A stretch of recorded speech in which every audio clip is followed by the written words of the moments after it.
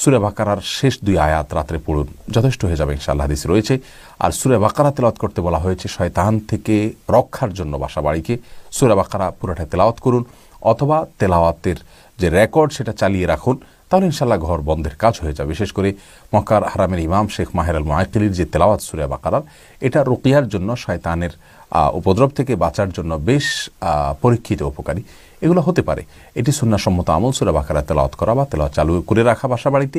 এটা ইনশাআল্লাহ বিদিনিল্লাহ আমাদের ঘরকে বন্ধ করবে, ঘরকে শয়তানের উপদ্রব থেকে বাঁচাবে। আমরা সুন্নাহকে জিন্দা করা উচিত, সুন্নাহর চর্চাটা বাড়ানো উচিত।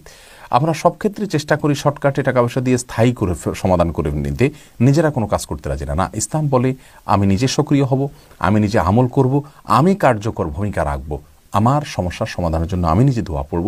সকাল সন্ধ্যার দোয়াগুলো পড়লে আল্লাহ সুবহানাহু ওয়া তাআলা দুষ্ট জিন এবং যত প্রকার ক্ষয়ক্ষতি আছে এগুলো থেকে বাঁচিয়ে রাখেন। বিসমিল্লাহিল্লাযী লা ইয়াদুররু মা ইসমিহি শাইউন ফিল আরদি ওয়া লা ফিস সামা।